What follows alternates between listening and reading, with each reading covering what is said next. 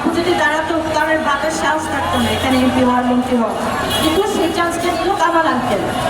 উনি ছিলেন, উনি কিন্তু মেয়র আতিকের সাথে আমার আপনাকে কয়েকবার বসিয়ে দিয়ে বলছে তোমরা দুজনই ছোট ভাই, আতিক সাহেব আপনি প্লিজ রহিম সাহেবের বিষয়টা ন্যায্য বিষয়, আপনি প্লিজ এটা ডিল করেন। এটা বলছে সে, বলতে হবে যদিও আজকে সে কই আছে এলোমেলো অবস্থা আমরা জানি, বাট অ্যাকচুয়ালি এটা ভালো কোনো বিষয় ছিল না। সে ভিতর উপর দেখাচ্ছে যেটা দিয়ে দেন এক কথা আশা দেখাচ্ছে, যেটাকে আমরা বলি হোপ থেরাপি।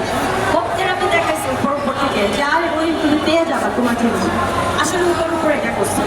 আপনাদের আজকে আমি বলতে চাই, আমার বাবা মাঝে মাঝে কামাল আঙ্কেল অফিসে যেত, কথা বলতো, তারা ভাই ভাই সম্পর্ক।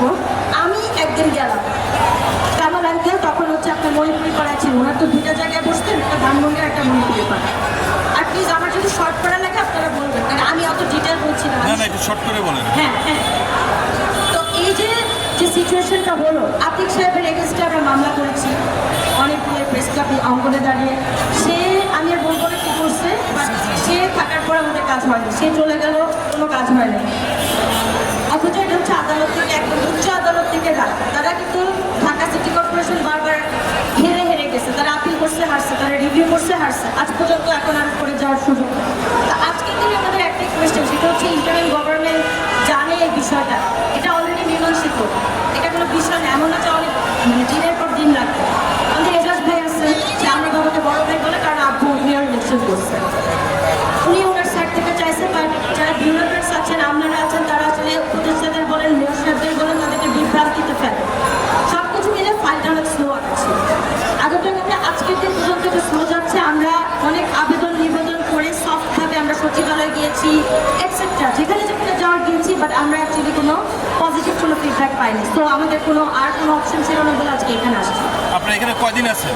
আমরা অলরেডি 3 দিন হয়ে গেছে, আজকে 4 দিন, আজকে 4 দিন, 9 দিন না রে বাবা, আজকে 6 দিন, আজকে 6 দিন, 5 দিন হবে। সরকার থেকে কেউ আসেন আপনাদের সাথে কথা বলতে? সরকার থেকে বলতে 9 তারিখ আসছে। উপদেষ্টা মণ্ডলীর কেউ আপনাদের সাথে যোগাযোগ করে নাই? আমরা তাদের সাথে যোগাযোগ করার জন্য তাদের পিএস থেকে শুরু করে সব জায়গা থেকে শুরু করে আমরা অ্যাপয়েন্টমেন্ট নিয়ে সারাদিন যখন মন্ত্রণালয়ে থাকি, আমাদের উপদেষ্টা মিটিংয়ে গেছে, আমাদের সচিব সাহেব এখন নাই, এক্সেট্রা এক্সেট্রা এক্সেট্রা এক্সেট্রা।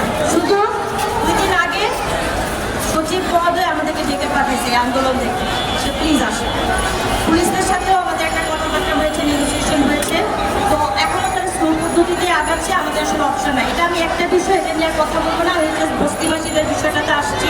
আচ্ছা, যেহেতু আপনারা এখানে 5 দিন ধরে আছেন, যেহেতু এখনো কোনো সমাধান আপনারা পান নাই, তো আপনাদের পরবর্তী পদক্ষেপ কি? জি, আমাদের পরবর্তী পদক্ষেপ হচ্ছে, আমরা আজকের দিনের পদক্ষেপ হচ্ছে আমরা শহীদ মিনার পর্যন্ত যাব। আমাদের এই শহীদ কয়টার সময় আপনাদের সেই টাইম? আমাদের এই যে অলরেডি 12:30 হয়ে গেছে, আমরা কিছুক্ষণের মধ্যেই বের হবো ওখান থেকে। আর এটা হচ্ছে আমাদের, আপনাদের যদি এই ক্ষতিপূরণের বিষয়টা যদি আর কোনো প্রশ্ন থাকে করতে পারে, কারণ আমাদের দ্বিতীয় যে বিষয়টা, আমি সেই বিষয়ে খুব শর্টে বলবো, কারণ আমাদেরও যেতে হবে। জি, আমাদের বস্তিবাসীর বিষয়টা হচ্ছে, আমারই বাবা আলহাজ মোহাম্মদ আব্দুর রহিম, উনি মিরপুর 14-তে ভাষান্তিক পুনর্বাসন প্রকল্প বলতে একটা প্রকল্প আছে, সেটা হচ্ছে বস্তিবাসীদের উন্নয়ন প্রকল্প।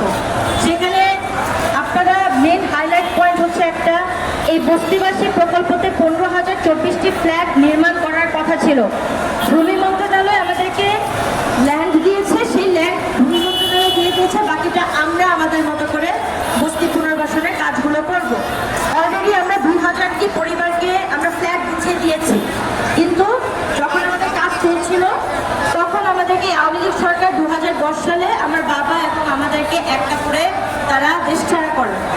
কারণ বিএনপি বলেন, আওয়ামী লীগ বলে, যে কোনো দল বলেন, 53 বছর যাবত যারা আসছে, তারা কি কেউ একবারও বস্তিবাসীদের প্রবলেমটাকে সলভ করতে পারছে? আচ্ছা, আমাদের দেশটা এত আন্ডার ডেভেলপ কেন? আপনি রাস্তায় রাস্তায় দেখবেন বস্তি, আপনি জায়গায় জায়গায় দেখবেন বস্তিতে আগুন লাগছে, এই হচ্ছে সেই হচ্ছে। আর ইলেকশনের সময় তো কথাই নেই, তারা যে এত দরিদ্র, তাদেরকে 200 টাকার বিরিয়ানি দিলে ভাই তারা জয় বাংলা বলবে, তারা ধানের শীষ বলবে। তো আমি অবশ্যই সরকার হয়ে আমার ইলেকশন থাকলে I don't want slum peoples to improve. এই যে আমার বাবা যে এই কাজটা করছেন, এটা ফর ইনফরমেশন, মেইন জিনিসটা হচ্ছে সরকারের তরফ থেকে